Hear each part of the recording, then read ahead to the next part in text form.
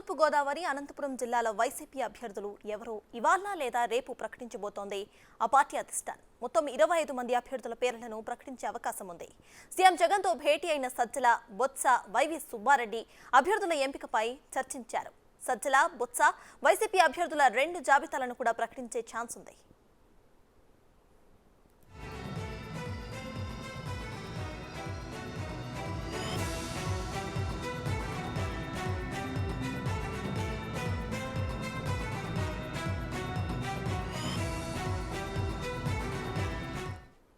ఉమ్మడి తూర్పు గోదావరి అనంతపురం జిల్లాల వైసీపీ అభ్యర్థులు ఎవరో ఇవాళ లేదా రేపు ప్రకటించబోతోంది ఆ పార్టీ అధిష్టానం.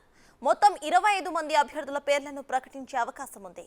సీఎం జగన్తో భేటీ అయిన సజ్జల, బొత్స, వైవి సుబ్బారెడ్డి అభ్యర్థుల ఎంపికపై చర్చించారు. సజ్జల, బొత్స, వైసీపీ అభ్యర్థుల 2 జాబితాలను ప్రకటించే అవకాశం ఉంది.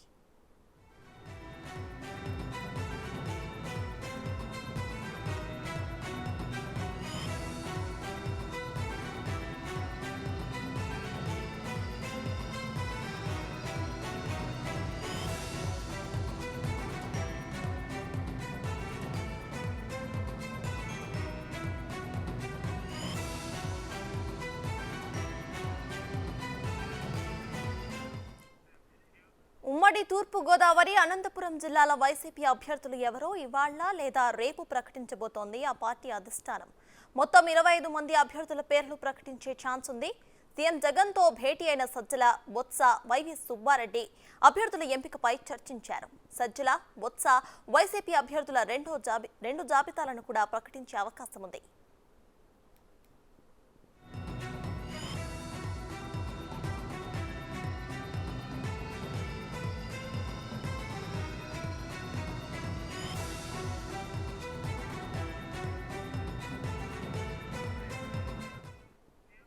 రైట్, వైసీపీ అభ్యర్థుల లిస్ట్ కు సంబంధించిన పూర్తి డీటెయిల్స్ ను మా ప్రతినిధి శివ అందిస్తారు. శివ, చెప్పండి, అభ్యర్థుల లిస్ట్ అయితే ఖరారైపోయినట్టు తెలుస్తోంది. రేపు లేదా ఎల్లుండి కూడా వచ్చే అవకాశం ఉన్నట్టు కూడా తెలుస్తోంది. సో దీనిపై మీ దగ్గర ఉన్న అప్డేట్స్ ఏంటి? మొత్తమే చూసుకుంటే వైఎస్ఆర్సీపీ దాదాపుగా ఇప్పటి వరకు కూడా ప్రశాంతంగా ఉన్నారు. అభ్యర్థుల మార్పులు చేర్పులకు సంబంధించి గత 15 రోజుల కారణంగా విరామం ప్రకటించారు. అయితే ఈరోజు ముఖ్యమంత్రి స్వయంగా రంగంలో దిగి తూర్పుగోదావరి, ఉభయ గోదావరి జిల్లాల అనంతపురానికి సంబంధించి కూడా ఈరోజు కీలకమైన చర్చ జరిగినట్టు తెలుస్తూ ఉంది.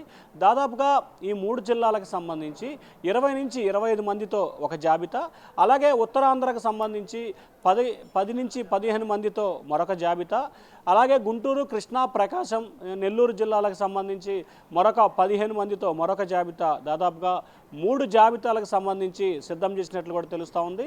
ఈరోజు ఉదయం ముఖ్యమంత్రి జగన్మోహన్ రెడ్డితో regional coordinator Botsa Satyanarayana, Sajjala Ramakrishna Reddy, Y V Subba Reddy తదితరులు కూడా ఆయనతో భేటీ అవడం జరిగింది. ఈ భేటీకి సంబంధించి మార్పులు చేర్పులకు సంబంధించి ఎవరిని ఎక్కడికి పంపించాలి, ఎవరిని ఏ వైపు నుంచి ఎక్కడికి బదిలీయాలి, ఒకవేళ సీటు కేటాయించని వారికి ఎటువంటి అవకాశాలు కల్పించాలి ఏందనే దాని మీద కూడా విస్తృతంగా వీరు చర్చించినట్టు తెలుస్తూ ఉంది. దానిలో భాగంగానే ఈరోజు కానీ రేపు కానీ దాదాపుగా 25 మందిని జాబితాతో కూడుకున్న జాబితా విడుదల చేసే అవకాశాలు అయితే కనిపిస్తూ ఉన్నాయి. అయితే ప్రస్తుతం మంత్రివర్గ ఉపసంఘం సచివాలయంలో మున్సిపల్ ఎంప్లాయీస్తో చర్చలు జరుపుతూ ఉన్నారు. దాంట్లో బొత్స సత్యనారాయణ, సజ్జల రామకృష్ణారెడ్డి మెయిన్గా ఉండటంతో కూడా జాబితా ఈరోజు విడుదల చేస్తారా అనే దానికి సంబంధించి కూడా కొంత సమాచారం ఉంది. అయితే సాయంకాలం 6 గంటల తర్వాత ఈరోజు జాబితా విడుదల చేస్తారా, లేకపోతే రేపు మరికొన్ని కలిపి జాబితాను విడుదల చేస్తారా అనే దానికి సంబంధించి కూడా చర్చ అయితే జరుగుతూ ఉంది. అయితే గతానికి సంబంధించి కూడా ముఖ్యమంత్రి ఏదైనా జిల్లాలో పర్యటనకు వెళ్ళినప్పుడు ఆ రోజు కీలకమైన నిర్ణయాలు కానీ కీలకమైన ప్రకటనలు కానీ ఎవరు చేయకూడదని చెప్పి ముఖ్యమంత్రి ఆదేశాలు జారీ చేశారు. ముఖ్యమంత్రి రేపు కాకినాడ జిల్లాలో పర్యటిస్తున్న నేపథ్యంలో కూడా రేపు జాబితా విడుదలకు సంబంధించి ఉండే అవకాశాలు అయితే కనిపించట్లేదు.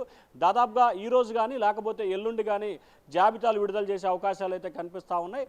మొత్తం 60 మంది అభ్యర్థులకు సంబంధించి మార్పులు చేర్పులు జరుగుతాయి. దీంట్లో 25 మంది, 11 మంది, 20 మంది, మరొక 9 మంది ఇట్లా 3-4 జాబితాలుగా విడుదల చేసే అవకాశాలు అయితే కనిపిస్తూ ఉన్నాయి. సత్తాస్, దాదాపుగా మనకు అందుతున్న సమాచారం ప్రకారం అయితే 5వ తేదీ తర్వాతనే జాబితా విడుదల చేసే అవకాశాలు అయితే ఎక్కువగా కనిపిస్తున్నాయి. ఒకవేళ కనుక ముఖ్యమంత్రి ఆదేశాలు జారీ చేసి జాబితా ఇప్పటికే జాప్యం అవుతుంది, రకరకాల చర్చలకు తావిస్తుందన్న అభిప్రాయాన్ని కూడా వ్యక్తం చేసినట్టు తెలుస్తూ ఉంది. ఆ అంశాన్ని కనుక పనిలోకి కనుక తీసుకున్నట్లయితే ఖచ్చితంగా ఈరోజు జాబితాను విడుదల చేసే అవకాశాలు అయితే కనిపిస్తూ ఉన్నాయి. Right, thank you Shiva.